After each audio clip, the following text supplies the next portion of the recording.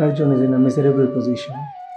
That is not the position of Arjun, the person. That is the situation of entire mankind. That is the conflict that we all face daily, every day. So, first of all, it is not about Arjun and Krishna. It is not about two persons. Arjun and Krishna are both within us. Krishna is not standing in front of Arjun. Krishna is the heart of Arjun. General books are like the general conversations.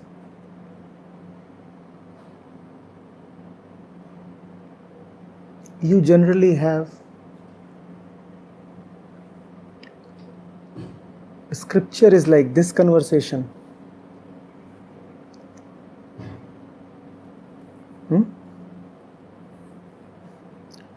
General books are about general things. Scriptures are about essential things. Even in the general books there are words. Even in the scriptures there are words.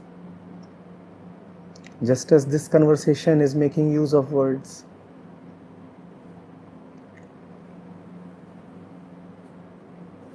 But it is aiming at something of the beyond.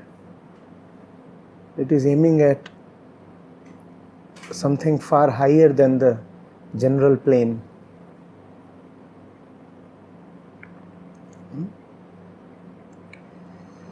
So if you know the importance of this discussion that you are having with me, you very well know the importance of scriptures. This very discussion, if written down in a book, would form part of a scripture.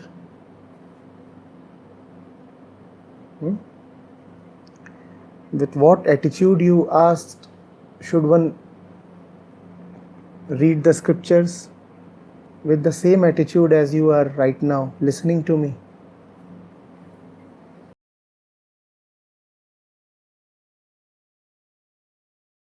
You need to have something very important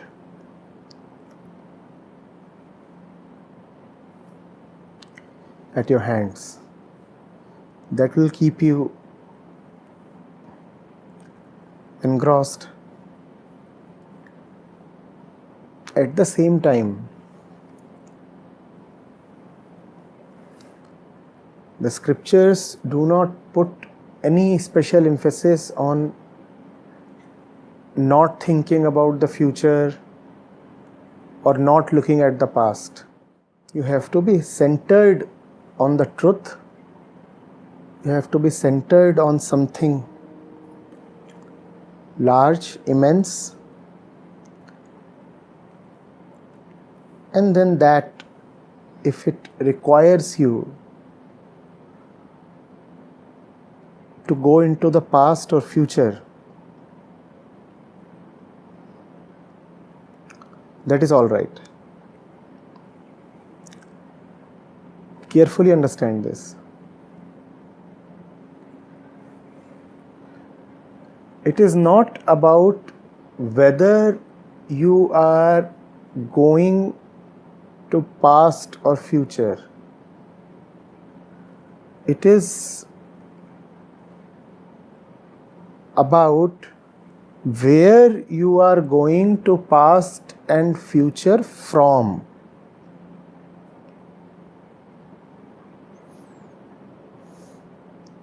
If you are well entrenched in your natural seat, if that's where you are strongly based, and then from there,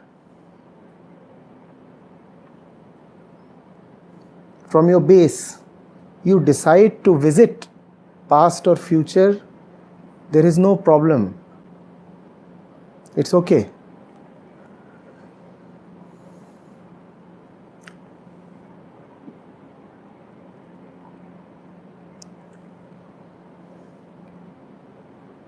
The brain has the physical, prakritic power to look at memories, go into them, analyze them, correlate a few things, and also imagine the future.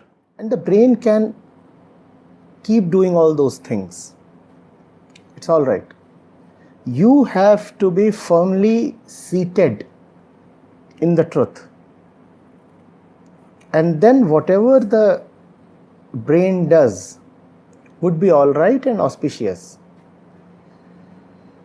You do not have to put this condition upon yourself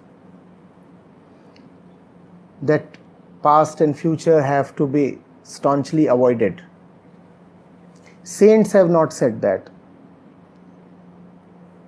It is a very recent, a very American idea. It is not a spiritual idea. Live in the present moment and all that.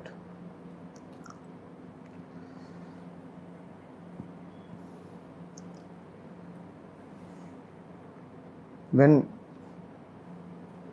Krishna was not at Vrindavan, then the gopis would all be remembering the good old days and weeping in the memory of Krishna. Were they not going into the past? The saints keep asking their beloved, when would you come? Are they not talking of the future? So there is no crime in past or future. It's just that if you are looking at the past, you must look at the past for the sake of Krishna.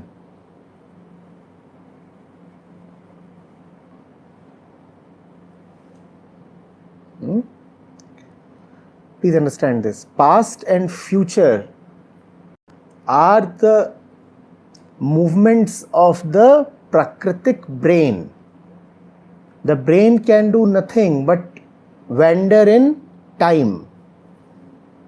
That's how this physical machine is designed. It is designed to move about in time. So it will necessarily consider past and future. That's what time is. As far as you are concerned, you are not Prakriti. So you don't have to tag along with the brain when it goes to past or future. You remain seated in the truth. When you are seated in the truth, then past and future are both all right. This Vishranti couldn't have been organized had none of us considered the past or future. But considering past and future was great, was wonderful, because they were being considered for the sake of this truthful event. For the sake of this event that is centered on truth. Didn't you consider the past? Didn't you consider the future? Tell me, please. Had you had no memories, would you have come over? And for coming over, didn't you book advance tickets? So were not both past and future involved in your physical presence here? That is all right. This is an unnecessary fad. Live in the present moment, etc.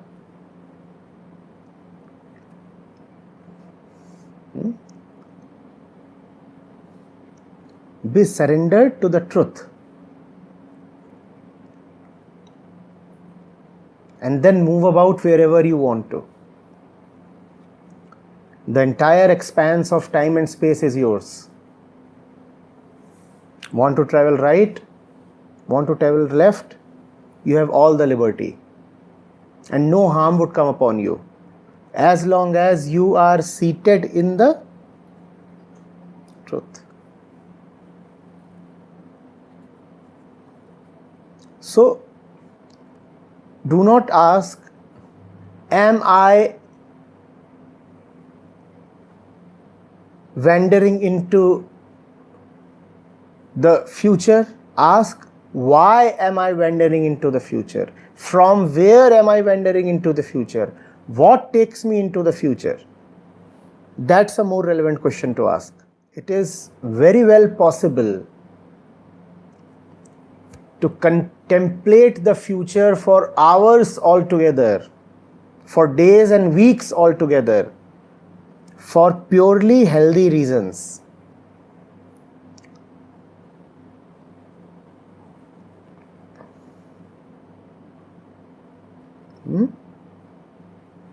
Do not subject yourself to unnecessary guilt. We are here because we are seeking liberation, and you said that when you get him or when he comes to you, you yourself will not remain. But then the desire for him came to me as what I am now, as what I identify as the ego that I am now. So once I get him, if I am myself not there, then how am I going to enjoy him the way I know myself? Do you enjoy being yourself?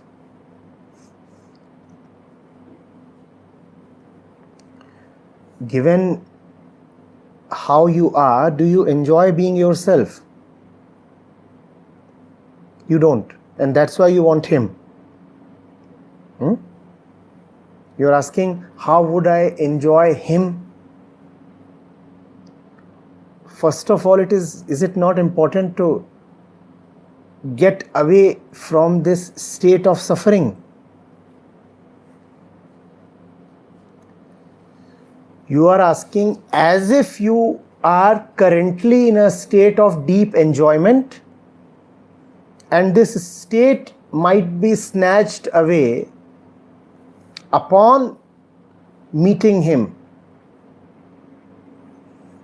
You are speaking as if enjoyment is already yours. Is it? Are you currently in a state of enjoyment? You are asking for him so that you may be free of your suffering, and that is sufficient. Meeting him is the only enjoyment. If you have not yet met him, how do you even know the meaning of the word enjoyment? How are you speculating whether or not there would be any enjoyment upon meeting him? You are acting as if you already know enjoyment, which you do not. Had you already known enjoyment, why would you have craved for him?